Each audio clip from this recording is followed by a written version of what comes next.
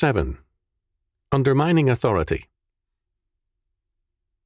Throughout the centuries, authority has been undermined, often quite openly and even more often not so openly.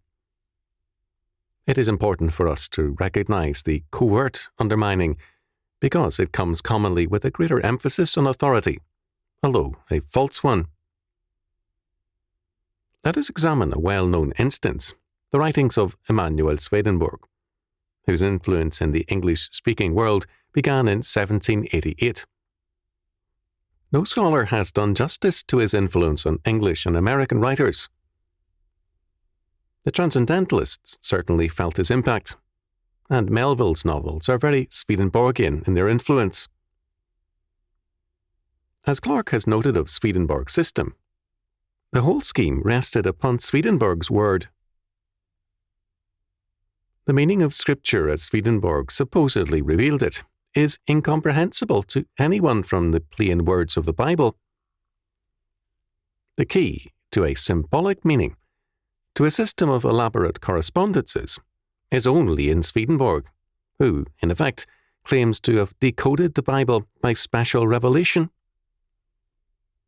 Swedenborg is an extreme and heretical instance of this, but all too many Catholic and Protestant leaders have been guilty of a like esoteric approach.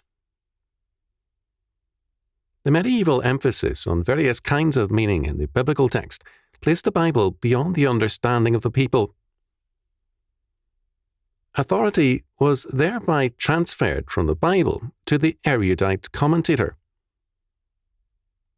The emphasis of some Protestants of late on symbolic theology is another instance of false authority. Meanings are imputed to the text previously undiscovered by godly men, and now only apparent to these supposedly authoritative scholars. The net effect is to close the Bible to the simple believer and to require him to submit to, quote, expert, end quote, authority. Such pretensions are blasphemous. Another source of subversion to authority has been pietism. In the later Middle Ages, pietism, as well as false approaches to the interpretation of the Bible, undermined the faith and all true authority. And the same thing has recurred since the Reformation in both Catholic and Protestant circles. Pietism has, from its earliest days, discounted both doctrine and authorities in favour of, quote, heart religion, end quote. Its basic premise is a radical egocentricity. The centre of religion is not the triune God, but the individual soul, its salvation and its experiences. Feeling replaces faith. The goal of religion then becomes personal peace of mind rather than the glory of God. Pietism makes it the chief end of God to save man's soul, whereas our Lord says, "Seek ye first the kingdom of God and his righteousness." Matthew chapter 6, verse 33. Our Lord, in facing the cross, prayed, "O my Father, if it be possible, let this cup pass from me. Nevertheless, not as I will, but as thou wilt." Matthew chapter 26, verse 39. The pietist sets aside the law of God in favour of emotional experiences.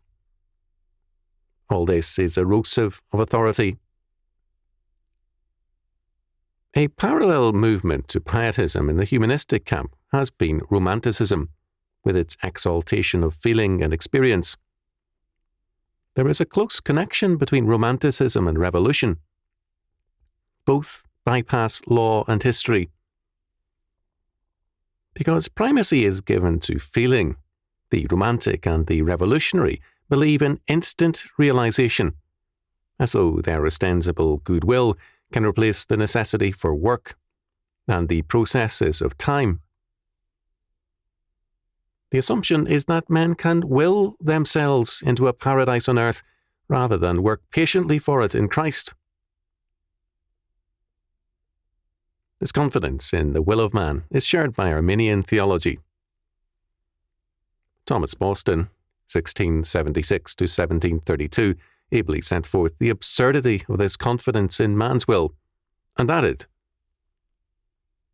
"And how is it that those who magnify the power of free will do not confirm their opinion before the world by an ocular demonstration in a practice as far above others in holiness as the opinion of their natural ability is above that of others?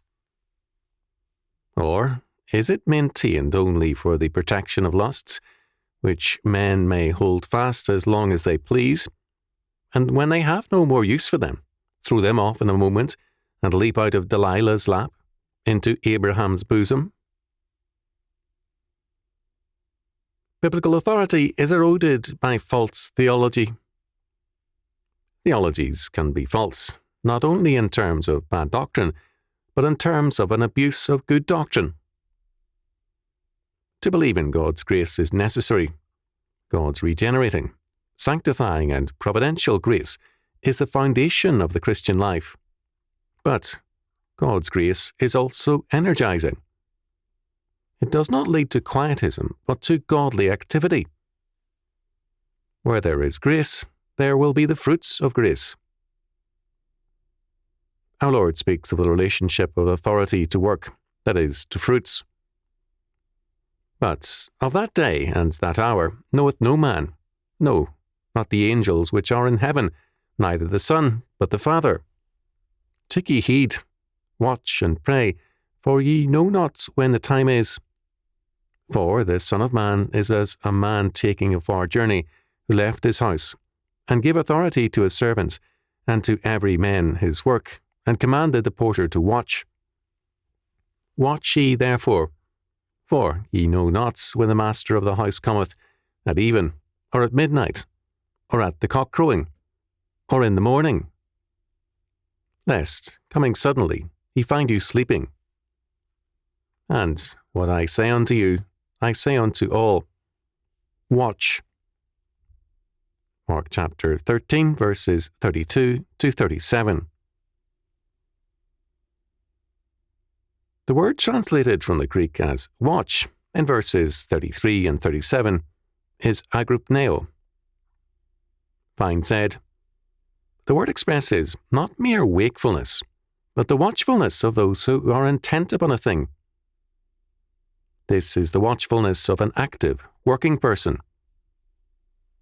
The word authority in verse 34 is exousia, and the words, "and gave authority to his servants, and to every man his work," are a unit. The Lord gives us authority and power when he gives us a calling, a work to do. Authority and power are undermined where a legitimate calling is undermined. Illustrations of this come easily. State officials lose authority with people as their work becomes oppressive rather than useful. A pastor whose teaching shows little faithfulness to his calling undermines his own authority, no matter how much he seeks to exalt it. There is, thus, an essential relationship between authority and work, and to separate the one from the other is to harm both.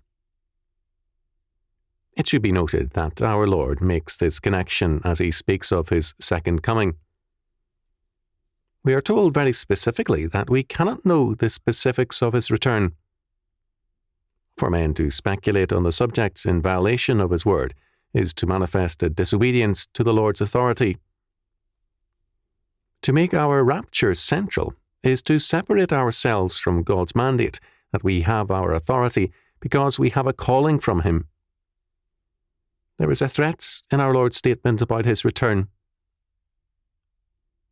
If they have not worked and exercised the authority of their calling, they will find the Lord ready to condemn them when he returns. Thus, the Lord's point is, not that we watch for his coming in order to be ready with an impressive show, but that we be intent on the exercise of our authority and calling, because our Lord and Judge will surely return. If the church is not doing its work, it has no authority. If the believer is not doing his work, he too has no authority. When such is the case, the Church faces the world as an impotent body, not as the bride of Christ, the King of glory.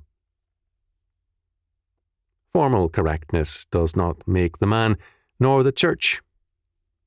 Human authorities are derived from God, and are conditional upon faithfulness to an appointed task. By their fruits ye shall know them. Matthew chapter 7, verse 20.